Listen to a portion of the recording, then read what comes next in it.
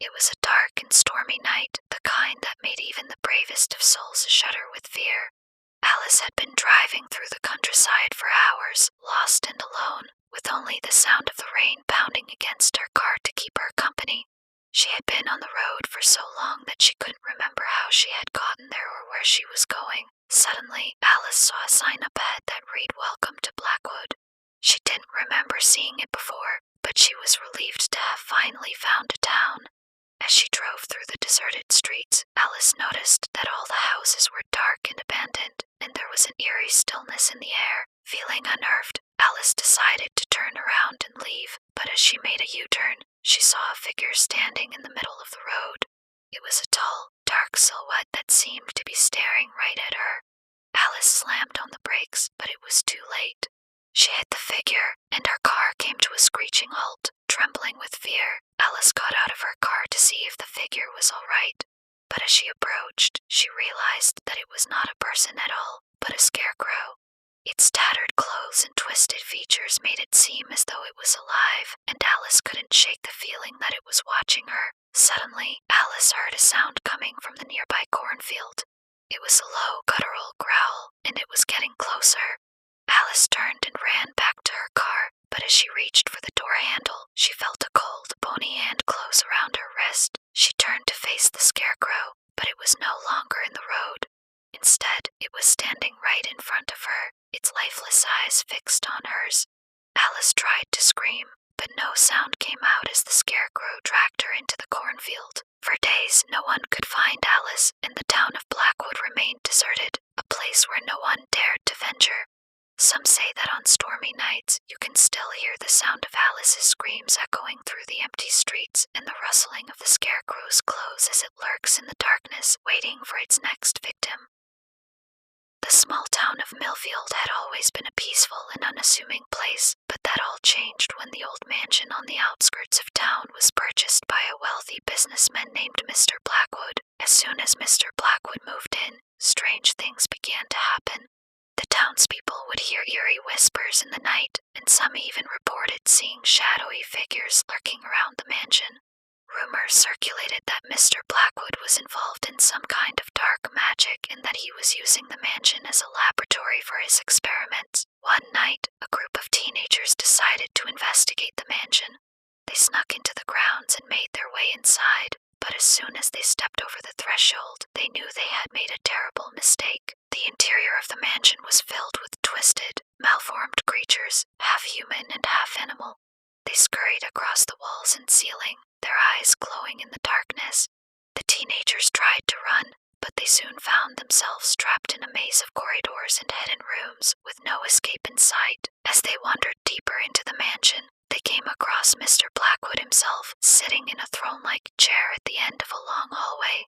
He was surrounded by the same twisted creatures that the teenagers had seen before, and he was holding a small, glowing orb in his hand. The teenagers begged for mercy, but Mr. Blackwood simply laughed and threw the orb at them. It exploded on impact, and the teenagers were engulfed in a blinding light. When the light faded, they were gone, and the mansion was silent once again. The townspeople never saw the teenagers again, and they soon learned that Mr. Blackwood had disappeared as well. Some say that the mansion still stands, a monument to the horrors that took place within its walls, and that if you listen closely on a quiet night, you can still hear the whispers and the scurrying of the twisted creatures that roam its halls.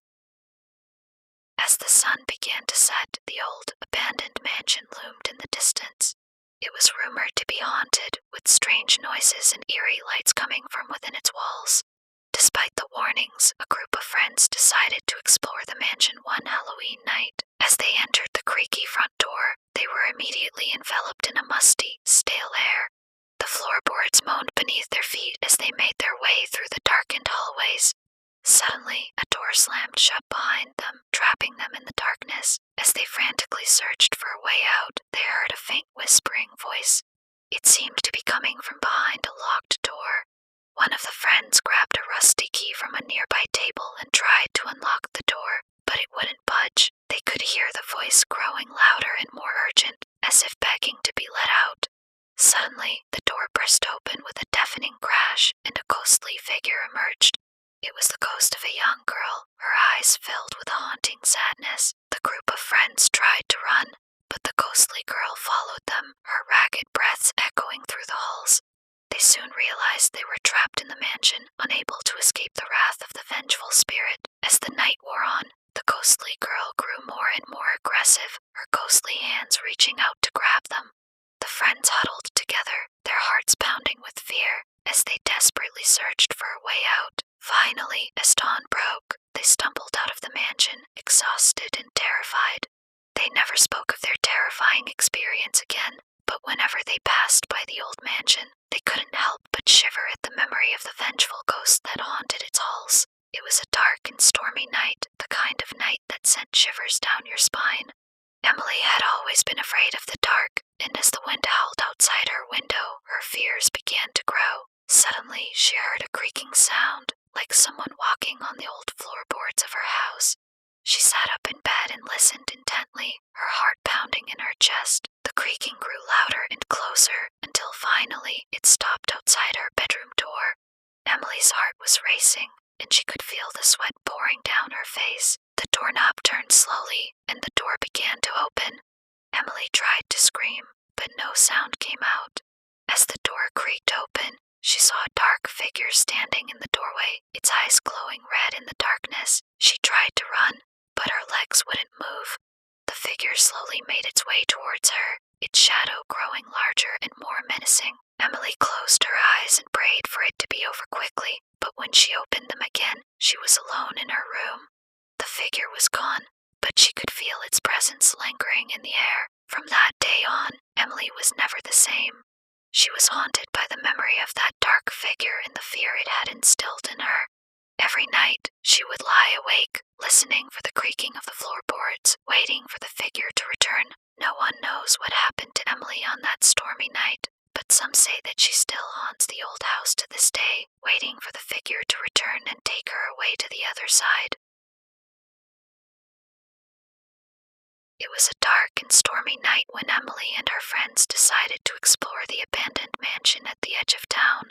Emily had always been fascinated by the eerie stories that surrounded the old house, and her friends were eager to join her in her quest for adventure. As they made their way through the overgrown garden, the wind howled and the rain beat down on them, but they pressed on. When they finally reached the front door, they found it ajar and pushed their way inside. At first, the mansion seemed like any other abandoned house, dusty and decrepit, with cobwebs hanging from the ceiling. But as they made their way through the creaking halls, they began to notice strange things happening. Doors would open and close by themselves, and eerie whispers could be heard coming from the shadows. Emily's friends began to feel uneasy, and they begged her to leave, but she was determined to uncover the mysteries of the mansion. As they explored deeper, they came across a locked room. Emily, feeling emboldened, decided to break the lock and open the door. Inside, they found a room filled with arcane symbols and strange artifacts. Suddenly, the door slammed shut behind them, and they heard the sound of heavy footsteps approaching. Emily and her friends huddled together in fear as a tall, shadowy figure emerged from the darkness. It was the ghost of the mansion's former owner, a cruel and sadistic man who had tortured and killed countless victims in the very room they now found themselves trapped in. The ghost began to torment them, taunting them with the stories of his victims and promising to add them to his collection. Emily and her friends tried to run, but they found themselves trapped, the door leading out of the room locked from the other side. As the ghost closed in, they knew they were doomed. The last thing they heard was his chilling laughter echoing through the halls of the mansion.